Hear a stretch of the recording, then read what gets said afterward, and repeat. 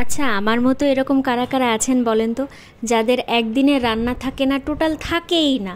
খুব নিরিবিলি শুয়ে বেশি দিন কাটানো যায়, আবার পরের দিন এমন হয় যে এত পরিমাণে রান্না থাকে, সাথে অন্যান্য কাজের এত বেশি ব্যস্ততা থাকে যে কাজ করে কুলিয়ে উঠে পারা যায় না।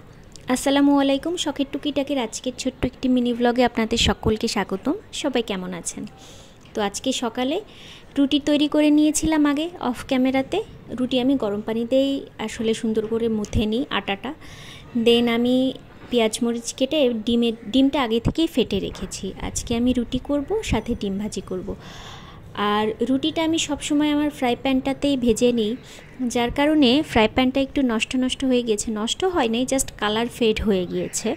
তো আমার মতো এরকম প্রবলেমে কে কে পড়েছেন বলেন তো? আর সবথেকে বড় প্রবলেম কি বলেন তো, এই ফ্রাই প্যানে না যে দাগগুলো হয়ে গিয়েছে, যে কারণে ফেট দেখা যাচ্ছে, এই দাগগুলো অ্যাকচুয়ালি কিভাবে উঠাতে হয়? ফ্রাই প্যান আসলে তো আমি গুঁড়োর মাজনি দিয়ে উঠাইতে পারবো না, তাই না?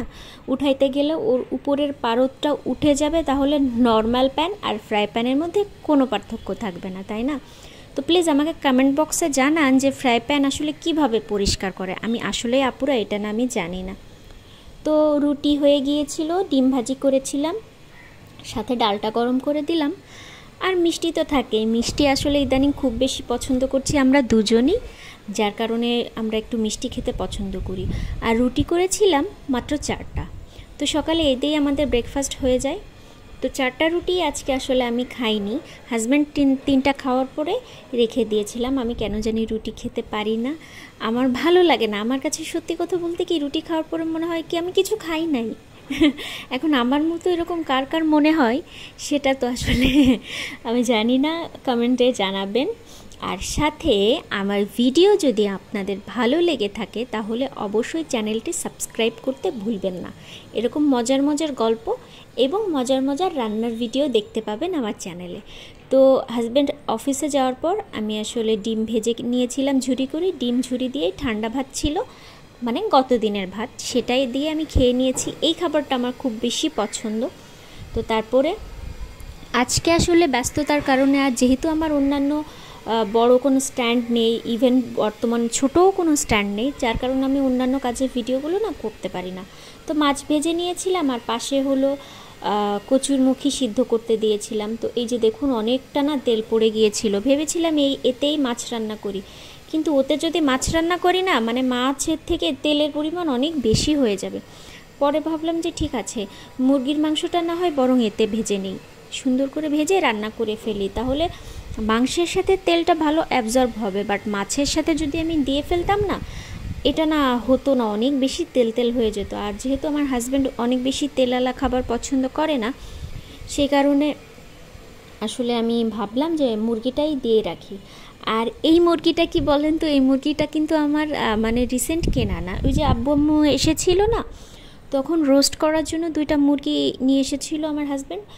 তো সেই রোস্ট করা মুরগির তো আসলে জাস্ট পার্মানেন্ট যে পিসগুলো থাকে, মেজর যে পিস, সেগুলাই লাগে, আর বাকিগুলো তো লাগে না। তো এই যে গলা, তারপরে ডানা বলেন, টুকিটাকি গিলা টিলা, এগুলো আমি রেখে দিয়েছিলাম। তো 2টা মুরগি মিলে যতটুকু হয়েছে, এতটুকু মুরগির মাংস দিয়ে আমাদের দুজনের কিন্তু 2 দিন দিব্যি চলে যাবে। দেখেছেন, মুরগির মাংসে তাই তেলের পরিমাণ বেশি হয়ে গিয়েছে। আর তরকারিতে দিলে না জানি কি করতাম, এরকম মাঝে মাঝে উদ্ভট কিছু কাজ করে ফেলি তাড়াহুড়া করতে গিয়ে। তো এই পাশে মাংসটা মাশাআল্লাহ খুব সুন্দর একটা কালার এসেছে। আমি না আগে মুরগির মাংস রান্না করা পারতাম না, কোনোভাবেই কেন জানি টেস্ট আসতো না। বাট আলহামদুলিল্লাহ, আল্লাহর কাছে শুকরিয়া যে এখন আস্তে আস্তে শিখে যাচ্ছি। ওই যে একটা কথা আমি বারবারই বলি যে গাইতে গাইতে গায়েন, ব্যাপারটা ঠিক সেরকম। তো এভাবেই তো মাংসটার হয়েছে কি, আমি সব কিছু আজকে একসাথে দিয়েছিলাম। আমি 2ভাবে রান্না করি। আমি 2ভাবে রান্না করতে বলতে বোঝাচ্ছি যে আগে মশলা কষিয়েও রান্না করি, আবার মশলা একসাথে দিয়েও রান্না করি। এটা জাস্ট মুডের উপর ডিপেন্ড করে। তো আজকে না একটু কাঁঠালের বিচি দিলাম। কাঁঠালের বিচি দিয়ে মুরগির মাংস কে কে পছন্দ করেন বলেন তো? কাঁঠালের বিচি দিয়ে মুরগির মাংস কিন্তু অনেক বেশি মজা লাগে। আমার শাশুড়ি আমাকে একটা কাঁঠাল পাঠিয়ে দিয়েছিলেন, সেটা থেকেই যে কাঁঠাল খেয়ে দেন বীজগুলো আমি সুন্দর করে রোদে শুকিয়ে রেখেছিলাম। এটা তো আপনাদের অজানা নয়, তাই না? কারণ যারা আমার ভিডিও রেগুলার দেখেন তাদের এটা অবশ্যই জানা। তো যাই হোক, এই পাশে মাছ ভাজি করার পরে মাংস হতে লাগুক, মাছ ভাজি করার পরে আমি আসলে কচুরমুখী তরকারিটার মানে রেসিপি করার জন্য রান্না করার জন্যই প্রস্তুতি নিচ্ছিলাম। তো মশলা খুব সুন্দর করে ভেজে নিয়ে জাস্ট কাঁচা মরিচ দিয়ে, এখন যেহেতু আমার কচুরমুখী সিদ্ধ করা আগে থেকেই, সেহেতু মাছ রান্না করতে না খুব একটা বেশি সময় লাগবে না। আর কচুরমুখী আমি সবসময় একটু আগেই সিদ্ধ করে রাখি, কারণ কি অনেক সময় হয় কি গলা চুলকায়, তো আমি করি কি সিদ্ধ করে না পানি ফেলে দিই। আর এটা করতে করতে আমার খুব অভ্যাস হয়ে গিয়েছে, যার কারণে আমি আসলে এভাবেই রান্না করি। আর আমার আম্মুর আলাদা একটা রান্নার ধরন আছে, সেটা হলো পেঁয়াজ পুড়িয়ে রান্না। সেই রান্নার রেসিপিটা যদি আপনারা জানতে চান তাহলে আমাকে কমেন্ট বক্সে জানাতে হবে। তো এদিকে মুরগির মাংসের ঝোলের পানি আমি দিয়ে দিয়েছি, মাশাল্লাহ খুব সুন্দর একটা কালার এসেছে। আর অপর দিকে কি বলুন তো, ঝোলের জন্য পানি দিয়ে মাছগুলো পানি একটু বেশি দিয়েছি, যাতে মাছটা একটু খুব ভালো করে সিদ্ধ হয়ে যায়। মুখিগুলো সিদ্ধ হয়েছে কিন্তু মাছ তো আর সিদ্ধ হয়নি, সেই জন্য পরিমাণ মতো তো একটু পানি দেওয়াই লাগে, তাই না? তো আমার মতো আজকে কে কে ব্যস্ত সময় পার করেছেন, কে কী করেছেন বলেন তো। আর এই যে আজকের আবহাওয়াটা মাশাল্লাহ এত বেশি সুন্দর, কিন্তু আমি দেখাইতে পারতেছি না, সরি।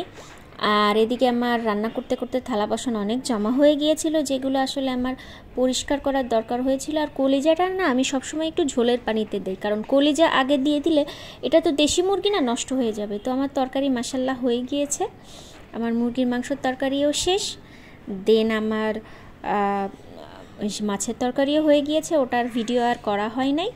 দেন আমি আমার রান্নাঘর যথারীতি পরিষ্কার করে রেখেছি, কারণ পরিষ্কার রান্নাঘর না হলে আসলে ওইখানে কাজ করে মনের শান্তিও আসে না। তো মাশাল্লাহ আমার এই চকচকে রান্নাঘর কিন্তু আমার ব্যক্তিগতভাবে অনেক বেশি ভালো লাগে, অনেক বেশি পছন্দ। তো আজকের মতো ভিডিওটা এইটুকুই। সবার আমার ভিডিও কেমন লাগে কমেন্ট বক্সে জানাবেন, আর ভালো লাগলে অবশ্যই চ্যানেলটি সাবস্ক্রাইব করবেন। আল্লাহ হাফেজ, আসসালাম।